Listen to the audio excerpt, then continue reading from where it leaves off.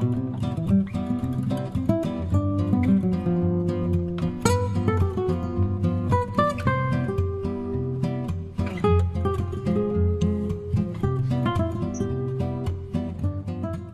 voici, bonjour, bonjour, pour une nouvelle émission en tout bien, tout bonheur. Bonjour à vous, ma belle petite communauté d'amour, de belles âmes. Merci d'être là.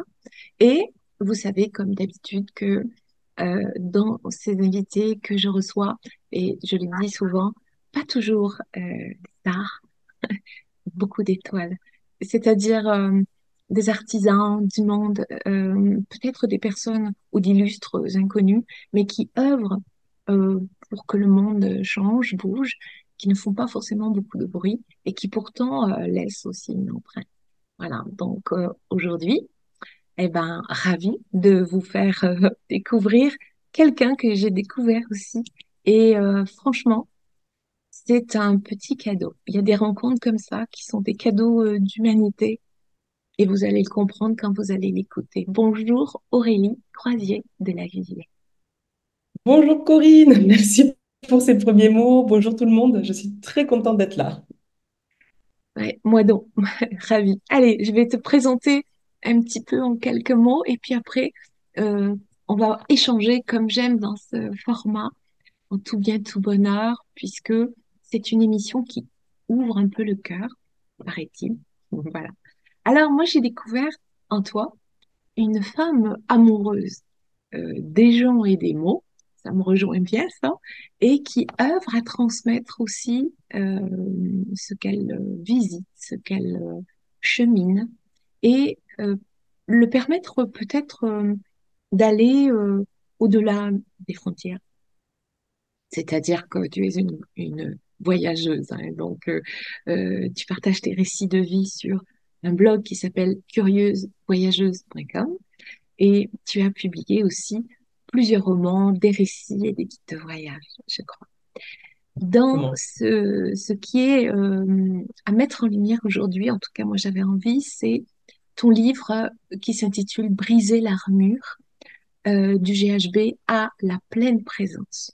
Et là, dans ce livre, du coup avec beaucoup de pudeur, eh bien tu nous livres un pan douloureux de ta vie depuis une nuit fatidique jusqu'à un combat pour se sortir de vieux schémas, peut-être, eh bien, on voit que tu livres bataille pour te réapproprier ton histoire, recoller des morceaux, retrouver des faits, aussi que la mémoire peut effacer parfois, et on verra pourquoi. Et si au début, tu te refermes sur toi, eh bien, on dirait que ton corps te pousse, t'exhorte à passer ce cap comme si c'était euh, un franchissement inévitable aussi de vie. Euh, Ton corps te fait comprendre qu'il faut continuer, il faut que tu avances. Donc, c'est comme si ton âme, un peu meurtrie, décidait de reprendre sa vie en main et disait au personnage d'Aurélie, dis donc, hein, bon, allez, continue, avance. Il t'est réservé des choses. Donc là, beaucoup de belles rencontres, des personnes qui vont être peut-être attentives aussi, voilà, des pratiques d'activité holistique, en tout cas un chemin vers la guérison qui se dessine pour toi. Et c'est, euh, comment je pourrais dire, un chemin parfois long, avec beaucoup de courage, beaucoup de force, beaucoup de persévérance, quand on te lit et tu avances jusqu'à la femme que tu es aujourd'hui, lumineuse. Et à travers ton témoignage émouvant, Aurélie, je vois que tu nous mets en garde contre des dangers qui guettent. Tu peux nous montrer, nous démontrer aussi que tout est possible, qu'on peut faire preuve, pardon, d'une grande résilience et qu'il faut sortir de cette position de victime qui parfois est peut s'avérer confortable parce que moins impactante et moins impliquante. Donc, euh, tu vas nous dire aussi qu'il y a beaucoup de pratiques, beaucoup de procédés pour y parvenir. En tout cas, ton livre, Briser l'armure, ce sont des mots justes, sont bien posés, une plume que j'ai trouvée fluide, légère, malgré la gravité du sujet. En tout cas, c'est plein d'espoir, c'est lumineux comme toi. Et, et c'est nécessaire pour le monde euh, dans lequel nous sommes aujourd'hui. Voilà ce que je voulais te dire, en tout cas en préambule. Voilà. Est-ce que c'est OK un peu pour toi? Alors, on peut arrêter l'interview, t'as tout dit, c'est bon, j'ai plus rien à dire. Ah, je crois que si, hein. Non, je rigole bien sûr, mais merci parce que tu as vraiment senti. Alors, c'est très très flatteur ce que tu dis, encore une fois, merci beaucoup. Mais je pense qu'on parle de cœur à cœur ou d'âme à âme, donc Oui, on va oui, pas rajouter des merci à longueur de phrase, mais un immense merci pour oui, l'ensemble, ouais, à présent et à venir. Non, tu as vraiment senti, je pense, la quintessence, en effet, comme tu disais. Et ce que tu as dit, je ne l'ai pas écrit tel quel parce que cette phrase m'est venue après. Mais il y a une phrase que j'ai lue dans un autre livre qui résume un peu ce que tu dis là quand tu parles de ne pas rester dans une position de victime. ouais, En fait, moi, ce que je me dis, c'est qu'on a tous des épreuves de vie. Moi, il se trouve que j'ai une capacité pour écrire les choses et j'ai un goût pour l'écriture et peut-être qu'on en reparlera de ce chemin de l'écriture aussi, mais peut-être que j'arrive aussi plus facilement que d'autres à raconter en quelques mots l'ensemble d'une histoire et que c'est pour ça que on se reconnaît dedans et que ça sonne bien. Mais sur l'aspect ne pas se sentir victime, ne pas se définir comme une victime, j'ai lu dans un livre de récits de voyage où deux femmes rencontraient des États-Uniennes, des femmes aux États-Unis, et elles ont rencontré des femmes Premières Nations, et l'une d'elles, du peuple Osage, ou Osage, je ne sais pas comment est-ce qu'on prononce, leur dit, surtout quand vous parlez de nous, dites bien, nous ne sommes ni victimes ni survivants, mais des personnes qui avons traversé. Et cette idée, ouais, tu vois, ça te fait le même effet que ah ça. oui. Cette idée, en fait, moi, je pense qu'un de mes futurs livres à venir s'appellera peut-être Traverser, justement. Ne piquez pas le titre, s'il vous plaît. Mais en tout cas, ça sera dans le sous-titre ou ça sera en préambule, cette phrase-là, parce que je la trouve tellement belle, en fait. Parce que on passe notre temps à se raconter des histoires, en fait, sur nos vies, qu'on le veuille ou pas, hein, même si on médite beaucoup et qu'on arrive à sortir des pensées, on est des êtres de parole, des êtres de pensée. Et comment on se pense, ça impacte tellement nos vies. Et en fait, de pas, évidemment, je suis victime, oui, ça c'est sûr. Beaucoup de monde est victime de plein de choses dans la vie. J'ai survécu aussi à des choses, et plein de gens ont survécu à des choses, mais c'est pas ça qui me définit. Et en fait, oui, j'ai traversé, et comme tu le dis, ça m'a permis d'apprendre beaucoup de choses, et voilà, et ça aussi, on va en parler probablement. Mais cette idée est vraiment fondamentale pour moi de pas se définir comme l'autre qui nous fait du mal, ou comme la société, ou comme l'éducation, ou quoi que ce soit, voudrait qu'on nous définisse. Et cette idée de traverser, que ce soit des épreuves de vie, que ce soit des agressions, que ce soit la maladie, que ce soit juste la vie, en fait, Ouais, j'adore. Mm. ouais, c'est ce qu'on dit souvent. Ce n'est pas tant ce qui nous arrive, mais qu'est-ce qu'on en fait? Mais totalement, parce que là, bon, tu vas me dire dans quelle mesure tu veux que je reprenne le début du livre et que je raconte un peu chronologiquement ou pas. Mais donc, c'est le Fais, GHB. fais, fais selon ton cœur, Aurélien. Ok. C'est bien. Alors, je vais la raconter très brièvement, ce livre, Briser l'armure. D'ailleurs, je vais le montrer parce que je trouve qu'elle peut Oui, être très belle. C'est pas moi qui l'ai ouais, faite, hein, c'est ma tête, mais la création est vraiment c'est réussie. magnifique. Ouais, merci mon éditeur, Mama Édition, superbe éditeur que vous connaissez Ah ben, probablement. Tigrane, ouais. Ouais, c'est ça. Ouais. Et le graphiste qui a vraiment très très bien géré. En fait, donc, je raconte une histoire, mon histoire, de l'agression au GHB. Le GHB, c'est la drogue du violeur. On en entend un petit peu plus parler ces derniers mois, depuis 2 ans à peu près. C'est une substance chimique qu'on nous met dans notre verre en soirée souvent et qui permet, enfin, à des fins de viol ou d'agression et qui implique qu'on oublie une partie de son histoire et de la nuit fatidique pour que l'agresseur puisse faire, entre guillemets, ce qu'il veut. Et du coup, je vais peut-être revenir en détail après là-dessus, mais ce que je veux dire, c'est que ça a été un des plus durs moments de ma vie, si ce n'est le plus dur, évidemment, une agression au GHB comme ça, suivie d'une agression physique, etc. Mais quand je le raconte, c'est waouh, c'est énorme, etc. Mais de la même manière que perdre sa maman très très jeune, ou que d'avoir une maladie hyper importante quand on est enfant, ou d'avoir son propre enfant qui est malade ou quoi, enfin, Oui, la vie est difficile en fait. Et c'est ça, moi, que je pense qu'on passe son temps à regarder des Walt Disney, à imaginer que la vie est facile, etc. Mais pas du tout. Ça, c'est un gros mensonge.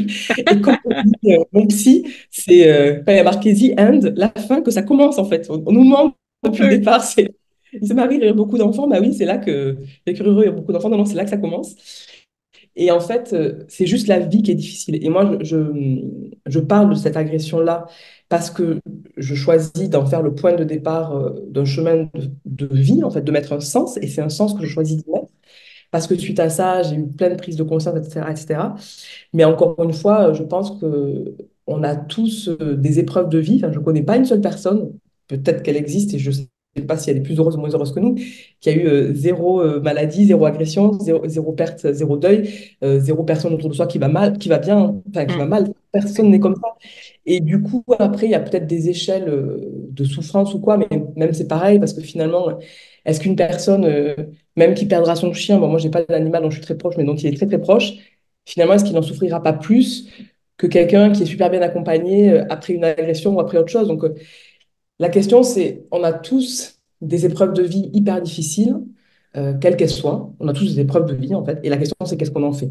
Et pour moi, vu qu'encore une fois, j'ai cette capacité d'écriture, vu que j'ai eu la chance, même si ça a pris du temps, d'avoir des rencontres extraordinaires et des thérapeutes et des amis, et voilà, et plein de choses, enfin, voilà, je suis très heureuse de pouvoir en parler et peut-être que ça peut inspirer d'autres personnes. Et d'après les retours que j'ai, je crois que c'est le cas, euh, sur voir différemment ce qui nous arrive et mettre un peu de baume au cœur, en effet. C'est intéressant, Aurélie. Du coup, si dans les gens qui écoutent ou qui te lisent, mais en tout cas qui vont écouter, euh, s'il est arrivé, ce qui t'est arrivé à quelqu'un, et que, admettons, parce que toi tu as fait un chemin, mais il y a aussi des personnes qui vont se murer, on le sait. Celles dont tu dis, elles se positionnent en victime et leur vie va être cela. Hein. On dit, ce n'est pas, c'est pas tant ce qu'on vit, c'est qu'est-ce qu'on en fait, mais aussi comment je m'identifie à ce que j'ai vécu. Donc, les épreuves que je traverse ne sont pas moi. Ok. Donc, si quelqu'un, tu donnerais quoi comme conseil? Toi, tu vois, en disant, bah oui, faut pas rester avec ça, faut en parler. Est-ce qu'il y a un contexte plus souvent, tu dis c'est dans les soirées que ça se passe, voilà. Donc ça peut arriver à tout le monde. Est-ce que c'est un profil qui est touché? Est-ce que tu vois, toi qui as vécu ça de l'intérieur, Ouais, qu'est-ce tout que à tu fait. peux dire? C'est une excellente question. Il y a plein de questions dans ta question. Alors, Ouais, si... mais vas-y. Non, non, t'inquiète. Si quelqu'un qui nous écoute a été victime du GHB, c'est-à-dire s'est réveillé après une soirée alcoolisée ou pas alcoolisée, n'a plus du tout de souvenirs et se dit je ne me suis pas réveillé comme d'habitude, entre guillemets, j'ai pas une gueule de bois Voilà. comme d'habitude, il y a quelque chose qui ne va pas. Et il y a un doute. Parce qu'en fait, ce qui est très, très particulier, et je le raconte encore une fois bien en détail, c'est que le GHB arrive très souvent en milieu alcoolisé, c'est très souvent fait de manière très discrète. Et quand on se réveille, on ne pense pas directement au GHB ou à la soumission chimique. Donc la soumission chimique, c'est le terme plus approprié parce que GHB, c'est une substance précise que moi j'ai eu a priori, mais je n'ai pas fait de test chimique juste après, donc j'en suis même pas sûre à 100%, malgré tout le chemin que j'ai pu faire. Mais la soumission chimique, en fait, c'est quand on vous verse une substance et ça peut même être de l'atarax. Ça peut être, en fait, la pharmacie familiale est finalement la meilleure arme. Tout ce qui permet d'oublier la mémoire, enfin, pardon, tout ce qui permet de D'altérer, peut-être. d'altérer la mémoire et surtout d'être dans un état un peu vaseux, Ouais, cotonneux, les effets secondaires des médicaments finalement. Et il y en a ouais, plein. Donc, pas du tout ce type d'apprenti ouais. chimiste, j'ai pas du tout regardé ça, mais je sais que c'est ça qui est le plus utilisé aujourd'hui. Donc, la soumission chimique englobe tout ça. Donc, je vais plutôt parler de soumission chimique, mais si je parle de GHB, évidemment, ou de drogue du violeur, c'est la même chose. Du coup, ce qui est très, très particulier avec la soumission chimique, la drogue du violeur ou avec ce type de substance, c'est qu'on a zéro repère, on ne sait pas ce qui s'est passé. Et en fait, aujourd'hui, on en parle de plus en plus, et c'est aussi pour ça que j'ai fait ce livre, et c'est pour ça que je suis ravie d'en parler, si on peut dire, en tout cas que je suis heureuse d'en parler. C'est pour se dire, ah, peut-être que c'est ce qui m'est arrivé. Et en fait, qu'est-ce qui va vous donner les indices de, ah, c'est peut-être ce qui m'est arrivé? Encore une fois, c'est qu'on ne se réveille pas comme d'habitude. En général, on se connaît ces états post-soirée, même si on est un peu forcé sur l'alcool, on sait si c'est Ouais. plutôt ça ou pas. Ensuite, il y a ce côté perte de repère, être très, très cotonneux. Moi, je fais la comparaison. J'ai subi une anesthésie générale quand j'étais jeune, en fait. Et après une anesthésie générale, on se réveille, on se rendort, on se réveille, on se rendort, le temps de sortir de l'anesthésie. En général, on est en salle de réveil. Et ce sentiment-là, c'est vraiment ouateux. cotonneux, entre deux. Et Oui, ça, c'est ce qui arrive avec un réveil après la drogue du violeur. Ensuite, en général, on a un souvenir très précis de son dernier souvenir. C'est-à-dire, moi, c'était une soirée du 31 décembre et je me rappelle d'avoir fait chin-chin avec mes copains et puis plus rien. Et ce côté très net de je me souviens de ma soirée et plus rien du tout, et ce blackout-là, c'est oui, pareil, c'est pas un blackout d'alcool. Parce qu'un blackout d'alcool, en général, on a des petits flashbacks, ça revient, etc. Bon, encore une fois, chacun est différent et je ne suis pas scientifique, mais je vous partage mes expériences et ce qui peut vous mettre la puce à l'oreille. oui, Et ensuite, ce côté vraiment zéro souvenir du tout, perte de repère, et quand on se réveille, de plus se sentir, en fait, soit d'avoir un truc de se dire, mais qu'est-ce qui s'est passé, je comprends pas, voilà. Et quand on a ça, donc pour revenir à ta question, qu'est-ce que ça serait quoi mon conseil? Le premier conseil, ça serait d'aller consulter, mais le plus vite possible, idéalement dans les quelques heures qui suivent, parce que oui, ce type de substance disparaît. Ce que je ne disparaît du sang, pardon, ce que je ne savais pas, mais que j'ai appris qui est hyper important, c'est que ça reste dans les cheveux, et dans les cheveux, ça reste plusieurs mois. Donc, sauf si vous avez la tête rasée ou une teinture, mais autrement, vous pouvez faire des tests dans un labo sur vos cheveux plusieurs mois après. Et ça, c'est génial parce que ça permet génial. justement d'avoir la certitude de ce qui s'est passé. Oui, Mais dans tous les cas, même si on, admettons quelqu'un qui m'écoute se dit, ah oui, s'il faut, c'est ça qui m'est arrivé il y a 3 ans. Franchement, allez voir un psy et parlez-en. Parce que moi, j'ai commencé, quand je commence à en parler maintenant, il y a des personnes, soit qui m'écrivent, soit que j'ai rencontrées. Et une fois, ça m'est arrivé même en interview comme ça, qu'une personne me dise, ah mais oui, moi aussi, ça m'est arrivé. Et je lui dis, mais qu'est-ce que tu en as fait en fait? Et elle n'en a rien fait. Ça lui est arrivé il y a des années. voilà, Et c'est en fait, ça. pour moi, qui ai mis un chemin de plusieurs années, encore une fois, mais en fait, j'ai commencé vraiment à attaquer le sujet 1 an et demi après l'agression. Et 1 an et demi après, on a quand même eu déjà le temps d'avoir la culpabilité, d'avoir le doute, d'avoir tous ces verrous qui se ferment, d'où le titre Briser l'armure, Oui, puisqu'après, il faut ouvrir tous les verrous. Euh, Même si ça vous est arrivé il y a un mois, il y a un an ou quoi, allez consulter un psy, parlez-en à un médecin. C'est vraiment mon premier conseil, le plus important. Et ensuite, plus globalement, pour répondre à ce que tu me demandais, ça touche tout le monde. Il y a eu une personne qui a écrit un livre qui s'appelle Et j'ai cessé de t'appeler papa, je crois, qui s'appelle Caroline, j'ai oublié son nom de famille. Elle a créé une association qui s'appelle M'endors pas, ça je suis sûre du nom, M'endors pas, parce qu'en fait, elle a sa maman qui a été victime de soumission chimique de la part de son père pendant des années. C'est-à-dire qu'il waouh, drogue son père, c'est une histoire sordide, je ne vais pas rentrer tout dans les détails parce que vraiment, c'est, pour le coup, là, c'est pas du tout élévation des ondes, mais plutôt de l'ordre du fait divers absolument triste, grave et horrible. Elle s'en est rendue compte. Enfin bon, il y a une enquête policière qui est en cours. Voilà, si vous allez sur le site M'endors pas, vous pouvez retrouver c'est Caroline Darian, c'est ça son nom de famille. Elle a écrit un livre très touchant, mais plutôt de l'ordre du témoignage fait divers, je dirais. Mais surtout, elle a créé une association et il y a une commission au niveau politique qui a été créée avec une députée, Sandrine Josso, qui a aussi été victime de ça de la part de notre députée. Tout ça pour dire que les choses commencent à bouge. bouger. Il y a cette association qui est très active, mais qui montre que justement, ben voilà, une mère de famille droguée par son mari pour des fins Oui, sordides sexuelles, hein, dans le milieu politique et en soirée, bien sûr, parce que moi c'est pareil, j'ai eu plusieurs témoignages d'amis qui m'ont dit que ça leur est arrivé, enfin, ouais. d'amis de connaissances, que ça leur est arrivé. Donc oui, ça peut toucher tout le monde. Et mon meilleur conseil pour le coup, ça serait, ça c'est plutôt notamment pour les un peu plus jeunes, mais même pour ceux qui sortent tout court, de la même manière qu'on a souvent un capitaine de soirée pour l'alcool, un Oui, SAM, bah, avoir un capitaine de soirée pour la soumission chimique, c'est aussi hyper important. Et ça peut tout simplement être la même personne. Et concrètement, ça veut simplement dire garder un œil sur ses copains, sur ses copines. Ça touche aussi les hommes, donc je dis bien aussi sur ses copains et sur ses copines. Et se dire que s'il y a quelqu'un qui est tout d'un coup hyper désinhibé, parce que ça fait ça aussi, ce type de drogue, ça fait on est très désinhibé et qu'on suit des inconnus, en fait, pour ensuite, après, faire je ne sais quoi avec eux. Donc, si un des membres de la soirée se retrouve à être désinhibé ou aller avec un inconnu ou à avoir un comportement bizarre, ben, bien sûr, on le ramène dans le groupe et on fait attention à lui. Et ça, je pense que c'est le meilleur des conseils parce qu'il existe aussi des capuchons de verre oui, et enfin, ça peut être une bonne alternative aussi. Le plus efficace, c'est de garder son verre à la main. Si on va aux toilettes, si on perd son verre des yeux, ben, on le jette. Mais comme me disait un médecin, Samira Djezar, qui est spécialisé sur la soumission chimique, qui a traité plus de 5000 cas, je crois, et que j'ai interviewé à la fin de mon livre pour justement avoir des oui, informations précises, elle me disait assez tristement d'ailleurs que si une personne est décidée à nuire, c'est tellement facile, entre guillemets, de mettre quelque chose dans un verre qu'elle peut y arriver. Donc vraiment, de faire attention à ses proches, c'est peut-être encore tout simplement la meilleure des manières de faire. C'est passionnant hein, de pouvoir, pas malheureusement en ce qui concerne le sujet. Ce qui est passionnant, c'est la manière dont tu l'as documenté pour pouvoir le restituer, le faire, euh, le faire voyager, hein, Ouais, comme tu aimes faire avec tes mots. Hein. Ouais, ouais, c'est chouette. Ça peut être très, très important. Et tout ce que tu as donné hein, comme relais, cet assaut, cette jeune femme aussi, ça peut servir. Tout ça, on a besoin de tout ça. Malheureusement, on ouais. l'a.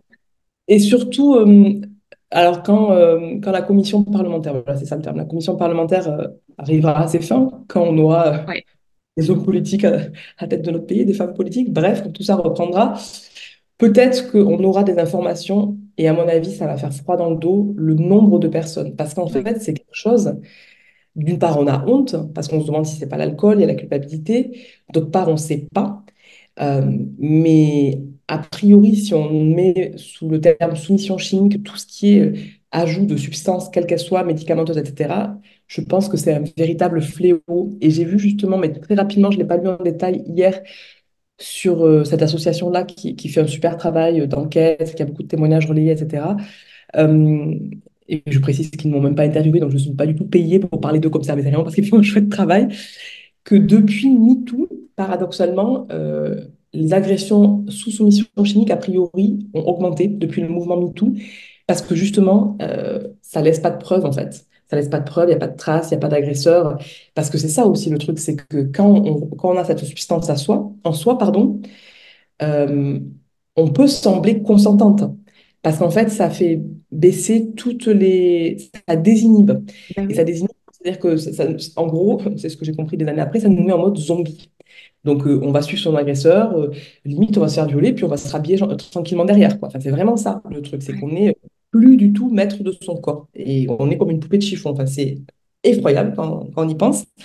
Et du coup, c'est l'association là disait que depuis MeToo, depuis le mouvement MeToo, où justement les personnes sont, enfin, les personnes, les potentiels agresseurs et les hommes notamment sont beaucoup plus regardés de près, bah a priori ça a permis, ça a augmenté la soumission chimique depuis. Donc ouais, c'est quelque chose dont il faut parler le c'est plus ça. possible et l'avoir en tête, en fait, savoir que ça existe sans non plus tomber dans la psychose, hein, parce que, enfin voilà, c'est pas le but, c'est pas du tout le but ni le propos de mon témoignage, mais c'est simplement savoir que ça existe, comme quand on boit de l'alcool et qu'on prend le volant, bah, c'est dangereux, quoi. C'est un peu la même idée, on sort Ouais, en soirée, il y a des gens qu'on ne connaît pas autour de nous, bah, ça peut arriver qu'il y ait des choses qui se passent comme ça. Donc voilà, pour le côté prévention. ouais, ouais, j'aime bien l'idée, tu vois, puis briser l'armure, c'est tout à fait ça, et ça rejoint briser les tabous, briser les non-dits, Mm. tu vois, casser un petit peu des protections, on le sait, hein, voilà. Bon, c'est bien, ça va dans l'air du temps aussi aujourd'hui, les choses, c'est bien. Je crois que, Ouais. ok. Dis-moi, la petite fille que t'étais, est-ce que, est-ce que tu la retrouves parfois aujourd'hui dans la vie qui est la tienne? Alors, oui et non. C'est un grand sujet. Euh, Moi, j'ai grandi dans la région toulousaine. On entend peut-être à mon accent. Un Quand peu. je reviens de vacances, je suis revenue à la maison avec les parents, donc c'est peut-être revenu un peu plus fort encore. J'ai grandi dans les champs, près de Toulouse, vraiment à la campagne, à une demi-heure de là. Et j'aimais beaucoup la nature. J'adorais me balader, regarder les couchers de soleil, mon chien, tout ça. Enfin, j'avais un truc très, très, très, très roots. Et, enfin, très roots, non, tout simplement très nature. Et en même temps, je pense que petite fille, si on part du moment où j'avais des souvenirs, donc après mes 4 5 ans et un peu plus, il y avait déjà quelque chose qui était déconnecté, en fait, et que j'ai mis très, très, très longtemps à reconnecter. Euh, je pense que, et ça, pour le coup, j'en ai pas encore parlé ni dans ce livre-là ni ailleurs, c'est l'histoire d'une vie, hein, de réussir à Ouais, ouais, recoller les morceaux, etc. Mais je pense, j'ai pas du tout, enfin, j'ai pas du tout, j'en sais rien, mais j'ai pas eu une enfance particulièrement malheureuse ou quoi que ce soit. J'ai eu une enfance, je pense, tout à fait lambda, avec des parents unis, un frère, une sœur. Mais il y a eu plusieurs petites choses, comme pour tout le monde, qui font que je pense que je me suis déjà mis une armure, en fait, petite. et qui était plutôt l'armure du rayon de soleil, du tout va bien, du grand sourire, etc. Et donc j'avais ce côté-là, et que j'ai encore aujourd'hui, et c'est pas pour rien que j'ai travaillé pendant 15 ans dans la communication, que j'écris, que je suis à l'aise pour parler devant une caméra. C'est vraiment la petite fille que j'étais, elle est encore là, ce côté très joie, très très très joie. Mais avec le chemin qui ne cesse de continuer, euh, je pense que j'avais déjà coupé avec une partie de mes émotions, et notamment peut-être une certaine tristesse ou des choses. Et Ouais. ça, j'ai renoué avec elle pour le coup. Là, on est en septembre 2024 et je pense c'est pas que je pense, pardon, avant l'été, en début d'année, j'ai fait un gros travail de. Bah, elle est là, je peux te montrer. D'ailleurs, c'est rigolo que tu me demandes de parler d'elle. J'ai une photo, je te montre juste un morceau de ma Ah, intérieure, de ma petite fille vraiment que j'étais. magnifique. Ouais, elle est sur mon hôtel, enfin mon hôtel, mon petit Ouais. endroit, de beaux objets juste à côté de moi. Et je l'ai vraiment beaucoup écoutée. J'ai été très, très avec elle, en fait. Et d'ailleurs, c'est un bel honneur que je te la montre là, tu vois, qu'elle Oui. vit. Ouais. Merci. Merci. Et du coup, je pense que j'avais ce côté très tourné vers le monde déjà, et vers les autres, vers la rencontre. J'ai commencé notamment les scouts quand j'avais 6 ans. Et ça a été assez déterminant pour moi parce que ça a été l'ouverture vers l'autre, en fait. Ça a été, je pense, le tout premier prémisse avant les voyages. En fait, c'était déjà l'inconnu, la sociabilisation, la vie en groupe, etc. Donc, j'avais ce côté ouvert vers le monde et vers la nature et vers les autres, qui est toujours très, très, très présent en moi. Et donc, je pense qu'il y avait aussi une part de moi qui était déjà déconnectée, en fait. Et du coup, déconnectée aussi à la magie qu'on peut avoir dans l'enfance, en fait, parce que Ouais. finalement, si on n'est pas totalement soi, bah, c'est difficile de laisser tout ça être. Donc, je pense que ça vivait quand même en moi. Là, j'ai des enfants qui ont 6 ans et demi et 9 ans et demi, et je vois comment ils sont, et c'est tout le temps en train de bouger, Mm. et je peux pas Ouais. dire que c'est totalement coupé de ça, pas du tout. Et encore une fois, ça, c'est des mots qu'on met, mais les réalités sont bien plus subtiles. En tout cas, là, j'ai eu toute cette démarche consciente d'intégrer ma petite fille intérieure et d'être le parent de cet enfant intérieur qui ne demande qu'à être aimé et à être soi. Et du coup, je la sens très, très, très vivante en moi pour répondre à ta question. Ouais. Clairement, elle vit en moi et il y a beaucoup de joie. Je me rappelle, il y a 4 ou 5 ans, je fais beaucoup de danse et sur un atelier de danse, on avait fait, c'était il y a plus que ça, c'était il y a 6 ans, euh, on avait incarné notre enfant intérieur, on devait marcher vers lui et je me rappelle tellement la tristesse, je me sentais déconnectée, etc. Et là, on a refait la même chose cet été. Et alors, c'était gai, c'était joyeux et tout ce qu'elle voulait, c'était montrer qu'elle était là. Ouais. Donc, ouais, je pense que elle est très présente. Ouais, ouais, ouais. Ouais. Oui, mais on la sent et on la voit. Tu vois, c'est ça, je dis souvent cette lumière très spontanée, une lumière originelle, est là. Voilà. Super. Il n'y a pas de phare dans une lumière d'enfant. C'est pas possible. Mais c'est Ouais. aussi tellement connecté à la joie de créer. Alors, euh, parle-nous du voyage, de bloguer, là, de dire, ah, il faut que je raconte ce que je vois. Ah, Ouais. ça Alors, démarre comment, ça? ouais, ça, c'est vraiment, c'est une chouette histoire. L'histoire de ma vie, c'est une chouette histoire. Je pense, enfin, c'est pas que je pense, ça a démarré en classe de quatrième, grâce à l'Éducation nationale en ce jour de rentrée. Je leur rends un petit Merci. hommage. Vraiment, je suis partie pour la première fois à l'étranger, en Autriche, en voyage de classe. Donc, en fait, on avait un échange épistolaire et Ouais, ouais. voilà. Et du coup, je suis partie 3 semaines en Autriche et j'ai retrouvé mon journal de bord des années plus tard. Et dessus, j'ai écrit, parce que j'avais déjà un petit journal de bord, j'ai écrit, je sais ce que je veux faire quand je serai grande, je veux voyager et écrire sur mes voyages. C'est un truc de fou, hein. Je l'ai vraiment écrit quand j'avais 14 ou 15 ans, même un peu moins, je pense 13 ou 14 ans. Et je me rappelle très bien, lors de ce voyage-là, de m'être dit, en fait, quand on parle une langue, c'est pour rencontrer plus de monde. C'est pas pour avoir des notes à l'école. Enfin, Génial. et vraiment, il y a eu quelque chose d'assez fort. Et je me rappelle, ma famille d'accueil m'a dit un peu en rigolant, bah, si tu veux, tu peux revenir l'année prochaine. Ben, je leur ai dit OK. Ah Et bah du ouais. coup, le troisième, je suis partie, j'ai pris l'avion toute seule pour partir en Autriche. C'est très drôle, j'étais la seule de ma classe, même de mon école, je pense, à faire ça, de mon collège. Et à partir de là, en fait, j'ai saisi toutes les opportunités pour voyager. Et il y en a eu. L'année suivante, j'ai appris le russe et je suis partie en Biélorussie. L'année encore après, avec les scouts, je suis partie au Chili. Voilà, à chaque fois, il y a eu quelque chose qui s'est ajouté. Incroyable. Ouais. Et ouais, vraiment. Et ça a vraiment commencé comme ça en classe de quatrième. Et après, au moment de l'orientation après le bac. Enfin, voilà, j'ai décidé de travailler, enfin, de faire des études dans le tourisme.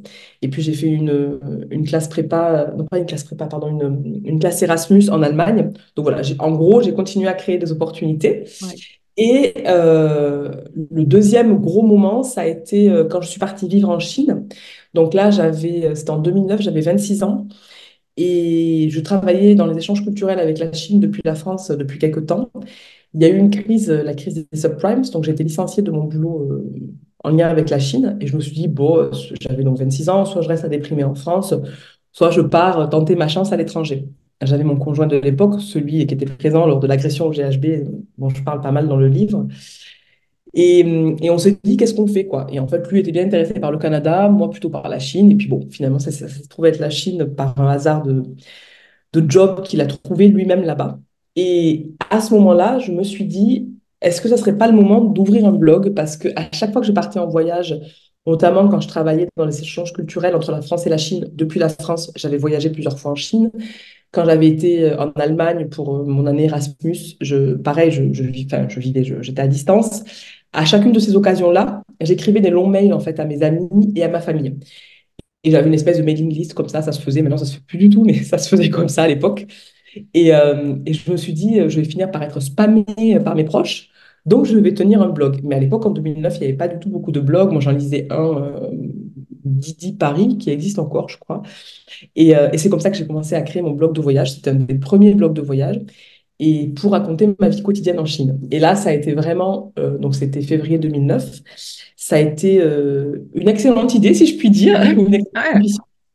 Parce que quand j'étais en Chine, bah, ça m'a permis d'avoir un journal de bord en ligne qui est d'ailleurs toujours disponible, pas très bien écrit, c'était le début de l'écriture.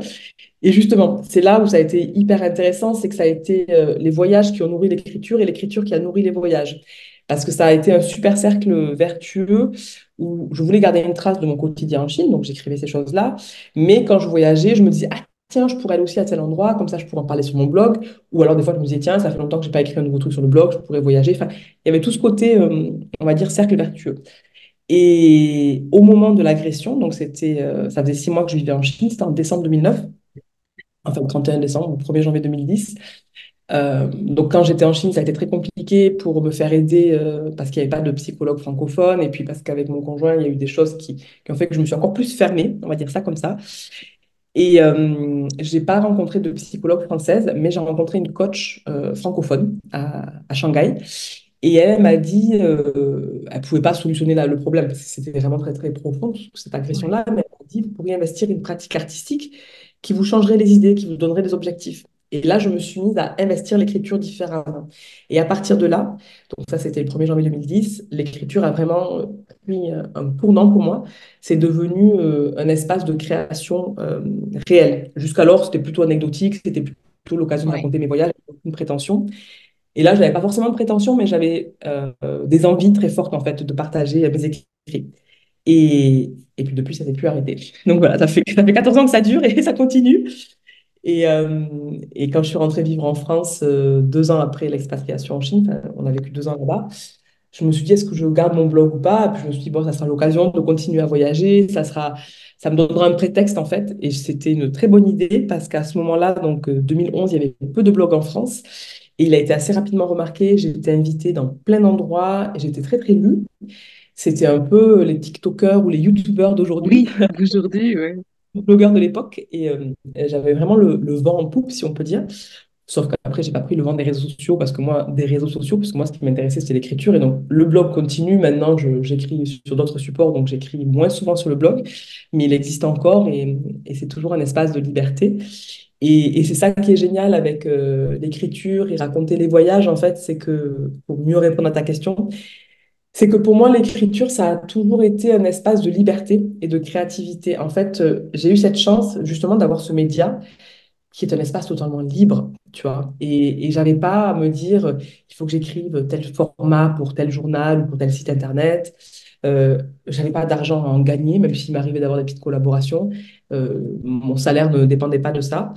Et en plus, à un moment, ça a bien fonctionné, donc je savais que des gens me lisaient. Du coup, c'était un espace ouais, de liberté et d'expérimentation. Pour moi, uniquement dans l'écriture, hein, je mettais des photos pour accompagner, j'en mets toujours, mais au niveau de l'écriture, assez magique. Et très rapidement, bah, c'est ma vision des choses en fait qui est venue marquer mes écrits, et donc plutôt une vision voire totalement humaniste, ouverte sur le monde, ouverte sur les gens. J'ai eu des retours de lecteurs de blogs, mais hallucinants en fait. Vraiment, je m'attendais pas du tout à ça. Des personnes au moment où je vivais en Chine qui me disaient à quel point mes écrits les rassuraient parce qu'ils avaient leur belle-fille chinoise qu'ils connaissaient pas et qui se demandaient c'était quoi ce monde, et qu'en fait ils se rendaient compte que c'était des humains comme nous, qu'il n'y avait pas de soucis. Euh, il y a même une personne, ça c'était un témoignage de ouf, qui m'a écrit des années après, qui m'a dit que mon blog lui a sauvé la vie, carrément. Alors, ça a été un des plus grands compliments qu'on m'ait fait parce que c'était une personne homosexuelle qui était adolescente et pas du tout bien dans ses pompes, et qui à un moment s'est dit que la ville de Shanghai l'attirait. Et quand il a été chercher Shanghai sur Internet, il est tombé sur mon blog et il m'a dit, il m'en a parlé des années après. Il m'a dit, ça a été comme la révélation de Mahomet, tu vois, chez les musulmans. Cette nuit-là, ça a été la révélation. J'ai lu tout ton blog de A à Z et j'ai su ce que je voulais faire. Je voulais apprendre le chinois, partir en Chine, etc. Et puis, on était en visio, il m'expliquait ça au moment du Covid. Et il me Wow. dit, bah, il n'y aurait pas eu ton blog, je pense que je me serais suicidé. Et puis, il raccroche et il repart. Oh, wow. Voilà. Ok, merci le cadeau de ce partage, le truc tellement inattendu. Et ça, tu vois, ça lui est arrivé dans les années, je pense, 2012-14, tu vois. Il me l'a C'est raconté, inouï, hein. il l'a raconté en 2020. Et je me suis dit, tu vois, il y a quelques personnes qui m'ont fait des emails, il y a quelques personnes qui m'ont fait des témoignages oraux ou comme ça. Et je me suis dit, c'est génial parce que c'est un espace gratuit. Je ne demande pas la réciprocité, je ne demande pas des commentaires ou quoi. Mais d'avoir eu déjà ces personnes qui m'ont fait ces témoignages-là, je me dis, bon, ben voilà, ne serait-ce que pour cette personne-là, si j'ai écrit pendant 15 ans de manière bénévole et gratuite, c'est cool parce que moi, je ne suis pas chirurgien, tu vois. Donc, si j'ai pu sauver quelqu'un, c'est plus que ce que j'aurais jamais pu espérer. Et du coup, après, le blog a continué en fonction de ma vie à moi. Je me suis engagée dans un couple mixte, islamo-chrétien, franco-malien. Et j'ai eu des enfants métis et j'ai commencé à parler de ça aussi. Et là, ça a été une deuxième manière, enfin, pas une deuxième manière, mais une évolution du blog. Et j'ai été aussi invitée dans des médias pour parler de cette mixité. Je suis même passée sur France 2 parce qu'on m'avait remarqué comme une famille d'un couple mixte et ils cherchaient des témoignages là-dessus. Et du coup, ça a été aussi des belles opportunités toujours pour partager en fait ce qui pour moi est la suite du voyage, tu vois, c'est-à-dire il y a le voyage physique, il y avait ce que je pensais être un voyage dans son propre pays, c'est-à-dire en restant en France, même dans ma famille franco-malienne, avec mes enfants métis, etc., c'est aussi un voyage. Et puis, depuis 2020, il y a le voyage intérieur, tu vois, il y a le voyage C'est ça. de la Ouais. conscience, de l'âme. Alors, j'en ai pas parlé, j'en parle encore beaucoup avec pudeur. Donc, il y a quelques articles sous la catégorie Le chemin. Mais par exemple, il y a des choses que je dis dans le livre que je n'avais pas dit sur le blog, notamment que j'ai une capacité de magnétisme qui s'est développée depuis quelques années. Et après, tu me diras si tu veux qu'on parle un peu plus justement du chemin spirituel. Au contraire, oui. Et voilà, donc ça, je commence à en parler aussi doucement sur le blog. Je pense qu'à un moment, c'est pas que j'avais peur, mais je pense que tout ça enfin était, parce que maintenant ça l'est de moins en moins, mais était tellement subtil, tu vois, Oui, tout le lien qu'on peut avoir avec l'invisible. bien sûr. J'avais peur de le qualifier et finalement de le dévoyer. Et en ce qui concerne la capacité de magnétisme, de me dire, mon Dieu, mais si j'en parle, et que ça s'arrête, et que machin, que des gens s'imaginent des choses. Enfin, voilà, c'était un mélange de pudeur et peut-être de manque de confiance aussi en ses capacités ou en ce monde-là. Mais sauf que maintenant, euh, là, je me disais cet été que je pense pour moi, le monde de l'invisible est plus prégnant et plus existant que le monde du visible. Donc là, je crois qu'il va falloir que Ouais. j'en parle un peu plus. Ouais. Ouais, il y a bien longtemps que je dis souvent, je crois que nous sommes mués plus par l'invisible que par le visible ou le tangible. Mais bon, on nous a toujours enseigné que on croit ce qu'on voit. Donc, du coup, forcément, on a Mm. appris d'une autre manière. Donc, revenir à ce qui est l'instinct, c'est pas si facile que ça demande un chemin. Donc, Totalement, et c'est ce que je te disais tout à l'heure quand je te parlais de mon enfant intérieur avec lequel je pense avoir coupé très très tôt, c'est ce chemin-là en fait. C'est revenir vraiment. Enfin, alors c'est pareil, je vais reciter Walt Disney, pourtant pareil, je ne suis pas payée pour parler d'eux, mais cette phrase du Roi Lion, quand, je ne sais pas si tu as vu le dessin animé Le Roi Lion, bien quand sûr, le dragon défunt apparaît dans le ciel et dit à Simba, j'avoue. souviens-toi qui tu es, cette phrase-là. Et franchement, je pense que c'est juste ça, c'est se souvenir qui on est, tu vois. Oui, Je prends des mesures sur le Roi Lion, il l'avait vraiment dit avec ils le pensaient? Ou est-ce qu'ils c'était en mode Disney? Ou est-ce que c'était en mode que ceux qui avaient écrit le script, ils le croyaient vraiment? Mais je crois que tout est là depuis le départ et qu'on a juste à se souvenir de qui on est et de la beauté de notre âme et de la laisser rayonner, tu vois. Et ça, en fait, et peut-être que du coup, je peux rentrer un peu plus dans ce qui pour moi est le propos du livre, à savoir le chemin de reconstruction Ouais, et mon empuissancement, en fait. c'est ça. Et pour moi, tout est là et on a juste à s'en rappeler et juste à laisser l'ego je ne vais pas dire disparaître, mais fondre un peu, prendre un peu moins de place, parce qu'on a évidemment besoin d'ego pour le quotidien, pour la vie ici et maintenant, sauf que c'est pas censé être lui le maître à bord, quoi. Pour moi, tout le truc, c'est de mettre, que ce soit son cerveau ou l'ego, au service du cœur et au service de l'âme, et pas l'inverse. Alors qu'en fait, on fait très souvent l'inverse. Donc, si tu veux, je peux parler un petit peu de, ouais, du chemin, de ce qui s'est passé Mais après. oui, oui, bien sûr. C'est intéressant, tu parles de l'ego. On oppose souvent l'âme à l'ego. Enfin, on l'oppose.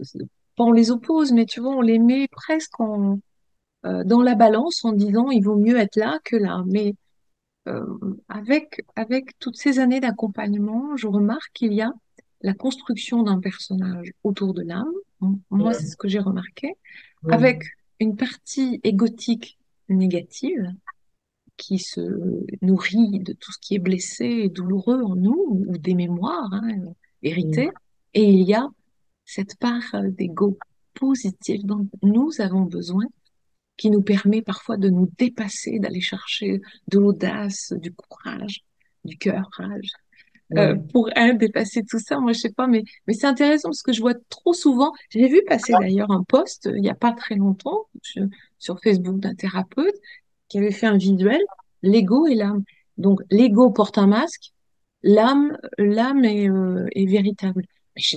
Mais j'ai dit, qu'est-ce que c'est ça? Non. Donc, c'est joli Ouais. là. Qu'est-ce que c'est cette belle lumière qui vient sur toi là? Eh ben, C'est le figure-toi que soleil? c'est la lumière du soleil qui Waouh! a l'idée de nous dire le temps juste. Et c'est très drôle parce que c'est une histoire de reflets sur les immeubles dans Oui, Paris. En plus, il y a des travaux. C'est vrai que c'est très drôle. Et c'est moi-même, je me magnifique. parle parce que du coup, ça illumine un peu mon écran. Bon, bah, écoute, si on arrive à me Eh voir, ben, merci là, les petits aides de lumière. Merci c'est beaucoup. génial. Et ça m'aide Allez, vraiment. C'est eh ben, drôle. partage-nous, oui, tout Ouais. ce déploiement maintenant, du coup, qui est peut-être Ouais, plus en lien avec l'invisible. Là. ouais, tout à fait. En fait, moi, le propos avec ce récit, Briser l'armure et avec ce qu'on fait maintenant, c'est vraiment de montrer ce qu'on fait d'une épreuve, en fait. Enfin, de montrer, non, Oui, de partager. Je n'ai rien à montrer du tout, que je partage ce que j'ai fait de cette épreuve. Et comme j'ai dit tout à l'heure en préambule, on en vit tous. Pardon, du verbe envier, mais du verbe vivre, oui, nous en oui. tous. Et même si nos âmes ont peut-être envie de ces épreuves-là à des moments.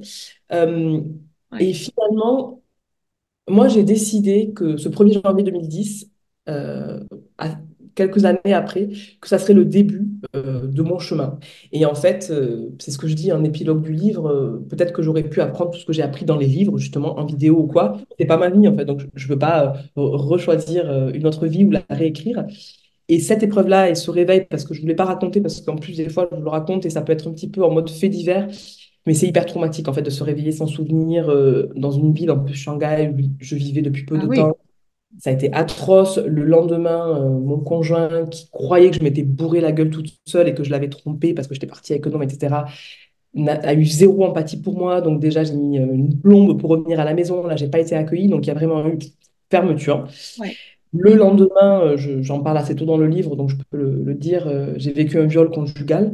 C'est-à-dire qu'on a eu un rapport sexuel non consenti pour le rassurer à lui et non pas à moi, sauf que moi j'étais encore sous l'effet de la substance. Et donc ça a wow, été, comment dire, agression sur agression. Et suite à ça, je vivais en Chine et j'avais zéro repère. J'étais là depuis quelques temps, donc à peine quoi. Du coup, je me suis vraiment fermée et pendant 1 an et demi où j'ai vécu en Chine, à l'exception d'une amie, Vanessa, qui m'a vraiment considérée comme une victime, mais j'ai tout fermé. Et je me suis dit, bah voilà, il faut continuer à avancer. J'ai fait l'autruche, quoi. J'ai mis la tête dans la terre et j'ai ouais, continué à avancer.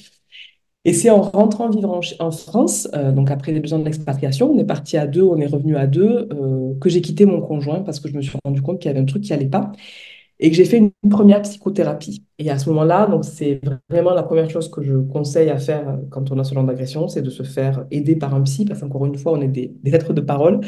Donc j'ai fait cette psychothérapie et j'ai pu comprendre pourquoi je laissais me traiter comme ça, justement, les petites cassures. Alors, vous me voyez, parce que du coup, moi, je vois pratiquement plus rien sur mon écran. Tu veux que j'essaie de réorienter? C'est vrai que on voit beaucoup la lumière, mais Voilà, ouais, c'est ça. voilà. En Mais fait, c'est joli en même temps, ça fait, voilà, hein. Il y a du monde, il y a du monde là. non, en fait, c'est qu'il y a un rayon de soleil, parce que le soleil tourne, on Mais est c'est magnifique.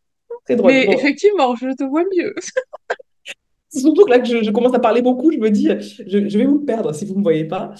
Donc, j'ai fait cette première psychothérapie qui m'a permis en fait de poser, on va dire, de me poser dans ma tête et de me dire que c'était pas de ma faute, de Oui, sortir de la culpabilité parce qu'il y a eu un énorme sentiment de culpabilité que mon ex-conjoint, puisqu'il est devenu mon ex, hein, je l'ai quitté, avait bien mis au fer rouge en moi les heures suivant l'agression. Du coup, j'ai fait 9 mois de psychothérapie. Il se trouve que cette psy était aussi un petit peu dans la méditation. J'ai fait un stage de méditation Vipassana. Donc, la bien. méditation Vipassana, cette méditation où on se concentre sur la respiration ou sur les sensations corporelles, de 10 jours, la version très intense. Et puis, à ce moment-là, donc ça faisait à peu près un an que j'étais rentrée de Chine, j'ai rencontré celui qui allait devenir. Ah, ça revient. Attends, je vais carrément me décaler. Oui, Voilà. ouais, c'est bon. Le soleil me suit, donc je vais décaler petit à petit. Mais c'est drôle parce qu'il y a vraiment juste un tout petit angle. Bref. Eh Euh, oui, mais voilà. c'est ça, C'est la lumière ou ça l'est pas. c'est ça. Du coup, j'ai rencontré une année après mon retour, après 9 mois de psychothérapie, donc c'était en plus l'équivalent d'une grossesse, c'était très drôle C'est la ça. scène. Ouais. J'ai rencontré celui qui allait devenir mon mari, le père de mes fils, et là, ma vie s'est remise sur des rails en fait. Ça a été assez ouf. J'ai trouvé un boulot dans le tourisme que j'adorais, mon blog commençait à être lu, j'ai publié mes premiers livres. Donc je me suis mariée, quelques temps après, j'ai eu mon premier fils. Et vraiment, à ce moment-là, je m'étais dit, bon, ben voilà, j'ai eu cette agression pour quitter mon ex-conjoint, c'était pas la bonne personne, plaf. Et en fait, je me suis remise sur des rails où j'étais un peu plus proche de moi, où j'avais quelques clés de lecture psychologique, mais on va dire, j'ai avancé tête baissée. Oui, Et puis, il y a eu quelque chose d'autre qui s'est passé, et je pense que les mamans comprendront. J'ai eu mon deuxième fils de 2 ans et demi, 2 ans et demi après l'autre. Et là, j'ai eu un énorme burn-out. En fait, on n'en parle pas forcément beaucoup du burn-out parental. Je travaillais beaucoup à Paris, j'adorais ce que je faisais, etc. Et en fait, quand j'avais qu'un enfant, clairement, je jonglais entre ma vie de couple, ma vie de maman, ma vie de travail, et ça fonctionnait. Et quand j'ai eu mon deuxième fils, là, une balle de plus, et bam, tout s'est cassé la binette. Et je me suis retrouvée dans un épuisement hallucinant et dans une énorme incompréhension avec mon mari. Et j'ai commencé à comprendre qu'il y avait des choses qui n'allaient pas entre nous, mais que je compensais en étant toute seule, mais en étant avec un seul enfant, mais qu'avec 2 enfants, c'était impossible. Et ça, c'était début 2018. Et donc là, je me suis dit, je ne vais pas y arriver, il y a un truc qui ne va pas. Et j'ai repensé à la méditation et je me suis remise à méditer, sachant que je l'avais appris 7 ans avant et que je l'avais laissé tomber parce que ma vie allait très bien. Et là, ça a été, au-delà de l'agression, on va dire, qui a été le moment oui, pivot de mon existence, ce moment-là où je me suis dit, il faut que je me remette à méditer, que je me remette à faire quelque chose pour oui, mon intérieur. C'était donc il y a 6 ans maintenant ou 7 ans. Et j'ai plus arrêté depuis. En fait, ça a été le début. Et la méditation, ça a été la toute petite feuille de papier à cigarette. Mais je pense que ça te parlera comme à beaucoup de personnes qui regardent ça. Mais je le répète quand même si certaines personnes ne le savent pas. Ça a été ce tout petit espace aussi épais qu'une feuille de papier à cigarette qui permet de ne pas être dans la réactivité face aux événements de la vie, mais qui te permet de respirer et d'être dans l'action et non pas dans la réaction comme on est bien trop souvent. Et du coup, j'ai investi la méditation. Donc, c'était à peu près. Attends, je décale encore parce que je vois le soleil qui arrive sur l'écran. Voilà. C'était peu de temps, 3 minutes, 5 minutes, matin et soir. Puis jusqu'à me stabiliser autour d'un quart d'heure le matin et le soir. Et ça m'a permis de me rapprocher de moi, de me rendre compte que je n'étais pas que des réactivités. Et je fais la version un peu brève pour arriver à où on est aujourd'hui. 2 ans après, il y a eu le Covid, la crise du Covid. Et comme pour beaucoup de personnes en chemin, quel que soit le chemin, Ça a été un moment où j'ai pu me poser. Juste avant le Covid, j'avais voulu me séparer de mon mari et finalement, on s'était réconciliés. Mais là, je me suis retrouvée entre quatre murs à Paris. Bon, heureusement, on avait une terrasse avec nos deux jeunes enfants, à me dire, OK, je voulais me séparer de mon mari. Là, je suis enfermée avec lui pour je ne sais pas combien de temps. Et qu'est-ce que j'ai eu à faire en fait de mieux? Bah, c'était de regarder à l'intérieur de moi et de me dire pourquoi est-ce qu'il me déclenche sur tel ou tel sujet. Enfin voilà. Et du coup, j'ai repris ma psychothérapie que j'avais laissée. J'ai médité encore plus. J'ai commencé à me mettre au yoga. Et enfin, j'en faisais déjà un petit peu avant, mais on va faire un petit peu plus de yoga, notamment du yoga Kundalini, Ouais. avec le premier mantra qui a été quelque chose de salvateur pour moi. Enfin, maintenant, les playlists, c'est principalement des mantras Eh oui, à tue-tête, sous la douche, dans la maison, je etc. comprends. Ça fait tellement de bien. Et donc là, je m'asseyais un peu plus chaque jour sur mon coussin de méditation et je me regardais à l'intérieur. Et là, pour la première fois, et c'était 10 ans après l'agression, j'ai ressenti de la colère. Je n'avais pas ressenti du tout. En fait, et je m'étais rien dit, tu vois, à ce propos. Bien. Et ouais, c'était hallucinant de mettre 10 ans pour la ressentir, mais c'est mieux 10 ans que rien du tout, que jamais plutôt. Et j'ai ressenti notamment de la colère contre mon ex-conjoint. Et là, heureusement, j'avais ma psy avec moi. Heureusement, j'avais mes débuts de pratique parce qu'on était quand même enfermés dans un appart avec de jeunes Ouais. enfants, c'était pas évident. Mais ça a été hyper salvateur parce que je me suis dit, ben voilà, les colères, enfin, j'ai beaucoup médité, écrit à ce propos et je l'ai transformé aussi. Je l'ai beaucoup dansé. Ça a été un moyen pour moi de la transformer. Et je me suis dit, mais en fait, le problème, c'est pas la colère. Le problème, c'est ce que tu en fais. Si, parce que tu es en colère et que que tu le refermes à l'intérieur et que finalement tu hurles sur tes proches, ben Ah oui, bah oui. en revanche, si tu sors des mots comme des armes et que tu plaides ta cause au grand public ou que tu le transformes en danse ou en je ne sais quoi, ben là, ça va être bien. Du coup, il y a eu ce moment-là et en fait, je commençais à avoir des discussions avec des proches amis qui étaient aussi dans des recherches autour du yoga, etc. Et on était une espèce de... On n'était pas forcément un groupe, mais il y avait plusieurs amis qui faisaient ce chemin en même temps. Et j'ai commencé, enfin, j'ai pas commencé, j'ai investi plus encore l'écriture, notamment par rapport à ce sentiment de colère. Et puis globalement, avec le burn-out de mon deuxième fils, ça faisait 2 ans que j'écrivais presque plus, ce qui m'était jamais arrivé de ma vie. Et là, j'ai commencé à écrire à nouveau gratuitement, comme au tout début de l'écriture. Et j'ai vraiment pris un grand plaisir. Et dans mon boulot d'alors, je travaillais dans le tourisme, et il y a eu un plan social. Et on m'a pas obligé à partir, mais j'ai demandé à en faire partie parce qu'ils nous accompagnaient sur la reconversion. Et je me suis dit, pourquoi pas essayer de vivre de ma plume, en fait.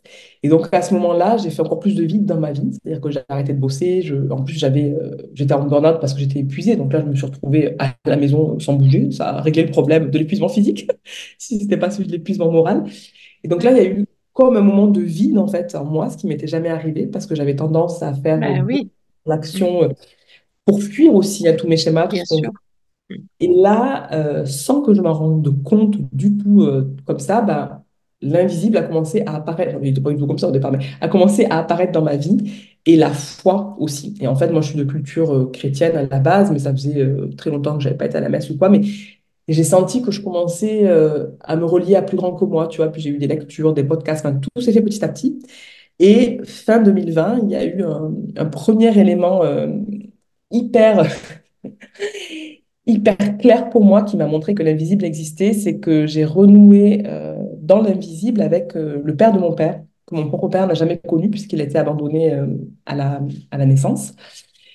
Et parce que une astrologue à qui je posais des questions sur l'écriture m'a mis sur la piste d'un fantôme en me disant cette phrase, soit tu es aligné et tu écris dans la lumière des choses qui te dépassent, soit les fantômes du passé t'embrouillent. J'étais là, mais c'est quoi les fantômes du passé? Et je me suis dit, mais j'ai qu'un fantôme dans ma famille, c'est mon grand-père. Ça sera le sujet d'un prochain livre, je vous parlerai bien en détail. Ouais. Mais quoi qu'il en soit, j'ai essayé de retrouver son chemin et je l'ai retrouvé parce qu'il se trouve que mon père avait un grand frère qui avait quelques tout petits souvenirs et notamment le fait qu'il serait passé par un camp de concentration, ce grand-père-là. Et grâce aux archives, j'ai pu retrouver sa trace. Et en fait, ça a été le fait que je demande à retrouver sa trace, que j'arrive à la retrouver, que finalement je consulte un médium qui me dise quelques phrases comme ci, comme ça, qui venaient valider exactement ce que je pensais. Et je sais que plein de personnes qui regardent ta chaîne, ça ne surprendra pas, mais ça, je me suis dit, waouh, En fait, ça existe. La vie après la mort existe. Et là, j'étais en plein cheminement. J'étais dans ce truc de me relier à mes émotions, à ma colère, à toutes mes émotions en général, de me reconnecter à moi. Et le fait que ce grand-père se manifeste ici et maintenant, puis j'ai commencé, je ne sais pas si tu connais la bibliomancie, si tu vois ce que c'est comme technique. Oui, J'ai développé cette capacité-là sans savoir que ça existait. Et donc j'ai commencé à communiquer avec lui, donc en prenant des livres au hasard et en prenant des pages au hasard. Et il a commencé à me répondre de manière hyper claire. Et là, je me suis dit, ah ouais, il y a beaucoup plus que nous qui existons. Donc là, on était début 2021. Je me suis lancée dans l'écriture. Je travaillais plus de manière salariée. C'était la première fois de ma vie que ça m'arrivait. J'avais cette présence de mon grand-père. Et là, en fait, les choses ont continué à avancer. Puisque j'ai voulu écrire un petit peu plus encore, j'ai écrit un roman qui parlait d'un Africain venant à Paris que j'ai cherché à publier. J'ai pas réussi à le publier, mais je l'ai auto-publié. Et en cherchant un éditeur pour lui, je suis tombée sur un autre éditeur qui m'a demandé si j'avais pas un récit qui se passait en Chine. Parce que ce monsieur me disait, j'ai déjà publié un récit en Afrique, ça m'intéresse moins. Et il se trouve que moi, quand je vivais en Chine, suite à mon agression, j'avais écrit un début de nouvelle où je parlais d'une femme qui serait empuissancée suite à une agression au GHB. Et je lui dis, ah, j'ai bien quelque chose qui est mal écrit, nanana. Mais il m'a dit, bah, si vous voulez, vous le réécrivez pour moi. Et donc, j'ai réécrit cette histoire, qui était mon histoire, mais sous la forme d'un roman, qui s'appelle Réveil à Shanghai, et je l'ai publié. Et ça, en fait, ça m'a permis de me repencher sur mon histoire en parallèle de cette ouverture à l'invisible. Et en fait, en écrivant sur cette histoire-là et avec cette ouverture sur l'invisible, il y a autre chose qui s'est passé, c'est que j'ai senti que mon corps, c'est ce que tu disais en préambule tout à l'heure, il y a quelque chose qui n'avait pas été soigné. Autant j'avais fait un travail psy que j'avais refait en 2020, donc j'étais bien avancée sur le psy, mais pas sur le psychocorporel. Et quand la colère a commencé à ressortir, j'ai fait une séance ouais, de EDR hypnose où j'ai hurlé, tapé sur des coussins de manière hyper cash. Et ma thérapeute, Charlotte Maignan, à Paris, je lui dis, mais c'est pas possible qu'on ait autant de violence. Elle me dit, bah, écoute, tu l'as travaillé à tous les niveaux, mais tu l'as pas travaillé dans ton corps et elle est là, quoi. Enfin, elle est dans chacune de c'est tes ça. cellules. Et du coup, j'ai fait ce travail-là. J'ai fait aussi un travail d'ostéopathie intrapelvienne, donc pour vraiment l'ostéopathie à l'intérieur du corps Oui, pour soulager les violences qu'on a pu subir en tant que femme dans le corps. Et tout ça, ça s'est fait en parallèle de l'écriture de ce livre. Et du coup, il y a vraiment eu un réempuissancement, en fait. Je crois que c'est la oui, meilleure manière de le dire. oui. Si les différentes parties de moi ouais, se revenaient les unes proches des autres. Et il y a une C'est image, en fait. rassemblé.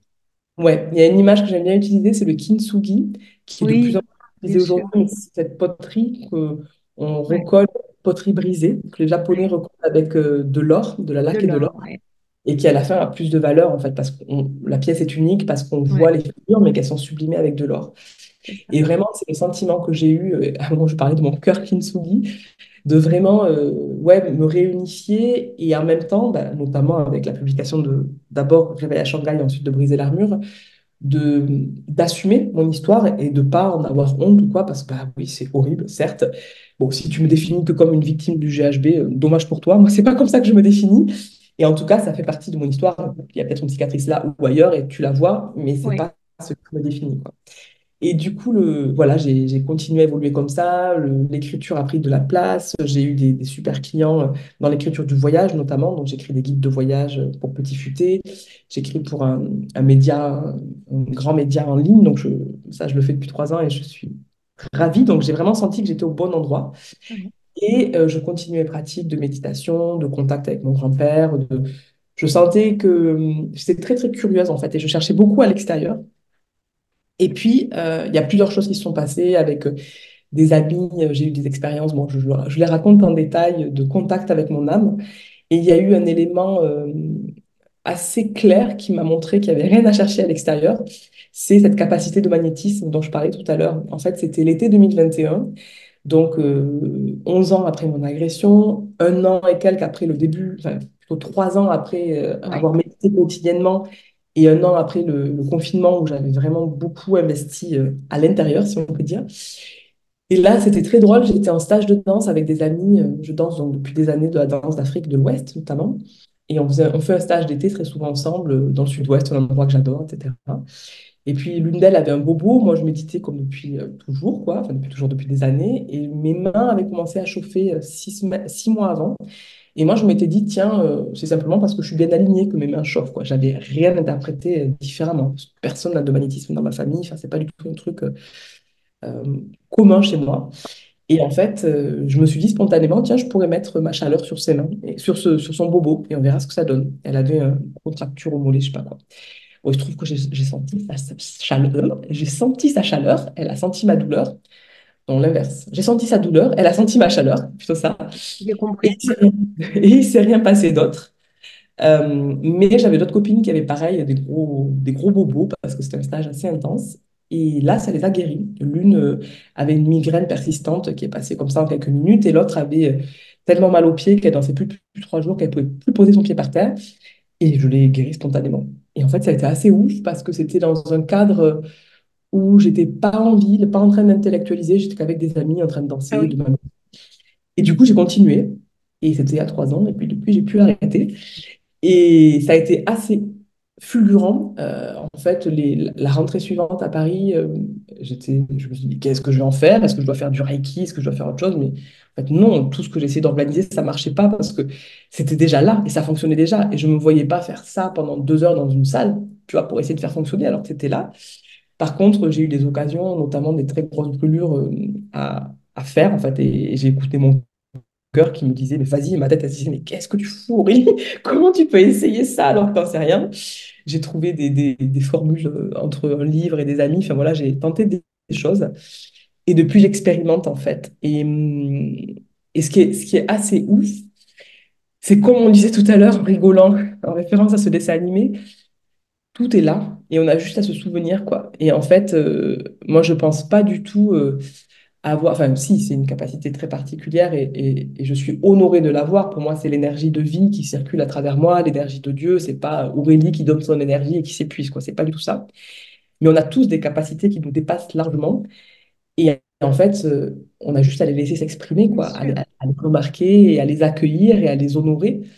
Et ça, donc ça part vraiment de l'intérieur vers l'extérieur. Et même si après, évidemment, j'ai suivi des conseils, j'ai été voir notamment un magnétiseur, Esteban de Galamus, avec qui j'ai échangé à ce propos, qui encore il n'y a pas longtemps m'a donné quelques conseils. Et évidemment, je n'ai pas la science infuse, et loin de moi l'idée de dire que je peux tout guérir ou quoi. Mais en revanche, j'expérimente des choses, notamment sur ma famille et sur mes proches, et j'ai fait des choses hallucinantes. On m'aurait dit que je ferais ça un jour, des guérisons à distance, notamment pour mon père, des trucs je peux le raconter. Il a eu un problème au cœur récemment, il s'est fait poser un stent, et il a eu une réaction, une thrombose en fait. Donc, je ne sais pas si tu Oui, connais, tu as une si, si, inflammation bien importante sûr. là, voilà, là où on fait passer les tuyaux pour les stents. C'est absolument pas mortel si c'est bien géré, mais c'est très très douloureux, c'est une énorme inflammation. Et il devait avoir 10 jours de hyperinflammation, de grosses douleurs, et je lui ai guéri ça à distance depuis la Tunisie, alors qu'il est hyper cartésien, qu'il n'y croit pas du tout. Et il n'a rien eu la nuit, enfin, en une nuit, quoi. Et du coup, j'ai eu plusieurs manifestations comme ça. Et ça, c'est pareil, depuis 3 ans maintenant, ça a été pour moi une autre preuve, en plus de cette connexion avec le grand-père, que si j'avais besoin de preuves, maintenant je n'ai plus du tout besoin, mais que l'invisible existe bien, qui se manifeste à partir du moment où on lui laisse de la place, quoi. Et cette place, bah, du coup, je lui laisse de plus en plus, en fait, que ce soit dans mes écrits, bon, ils ne sont pas du tout tous sortis, mes derniers écrits, mais dans les écrits que j'écris et que j'espère partager un jour, ou dans mes pratiques avec les gens qui viennent à moi, qui sont plutôt du cercle proche, ou avec mes enfants. Pour moi, maintenant, c'est ce que je disais tout à l'heure et qui est hyper important. C'est pas, la question, c'est pas de se dire qu'il faut effacer l'ego, qu'il n'y a que l'âme. C'est pas du tout ça, hein. On est là, on est ici. Mais pour moi, c'est de se dire on met le mental et l'ego au service du Au cœur et de service. l'âme. Ouais. Mais vraiment. Et en fait, ça, je l'ai compris. C'était quand j'ai fait ma première signature autour du livre. Je me suis dit, j'ai mis peut-être 38 ans. Pendant 38 ans, j'écoutais mon mental de ouf et je sentais mon cœur parfois, mais c'était le mental qui dirigeait. Et là, ça fait 3 ans que c'est mon cœur qui dirige et que mon mental le suit. Mais après, heureusement qu'on a nos capacités intellectuelles, qu'on a nos capacités de vivre ensemble, qu'on est éduqué, etc. Autrement, ça serait difficile d'être un être humain fonctionnel dans notre société ici maintenant.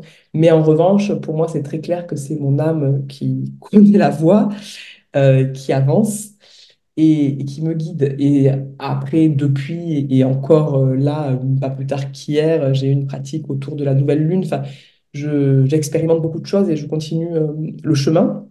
Et là, maintenant, c'est plus de l'ordre de continuer à récupérer les différentes parties de mon âme, en fait, et à l'incarner toujours plus. Et il Mm. n'y a pas de fin. Pour moi, pour ça, c'est la fin, c'est la vie d'après, celle d'encore après, on n'en sait rien, mais en tout cas, c'est continuer à essayer d'être toujours plus proche de mon âme et de mon cœur.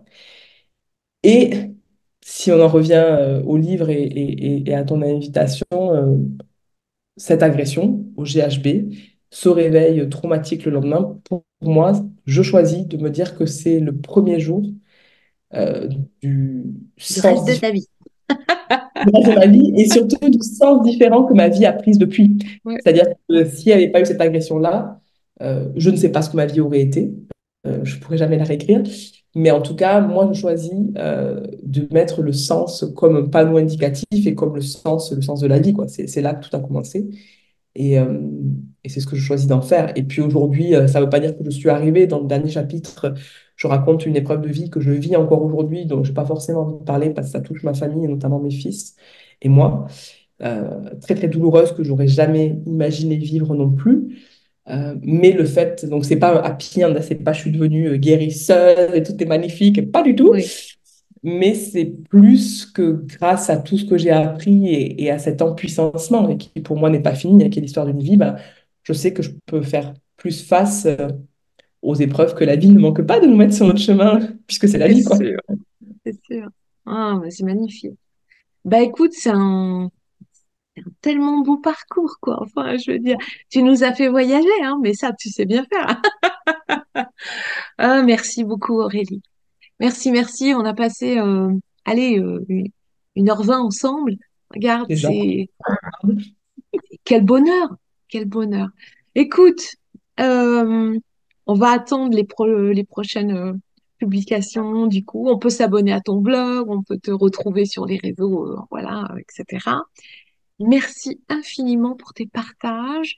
Je mettrai dessous la vidéo pour tous ceux qui ont envie de te retrouver, d'aller vers toi, bien sûr, comment et le chemin.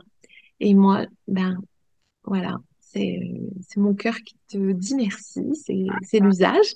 Donc, ok, et je te dis à tout bientôt, ici ou ailleurs. Totalement, totalement. C'est le Merci, chemin. merci du fond du cœur, très super opportunité. Trop chouette. Mm, Merci, merci. merci. Merci Aurélie. À tout bientôt et à vous tous, eh bien, écoutez, comme je vous dis très souvent, souriez, vous êtes vivants et n'oubliez pas que la vie, elle nous aime. Hein. Allez, à tout bientôt pour une nouvelle émission. Bye bye. Mm, Ciao, ciao. ciao.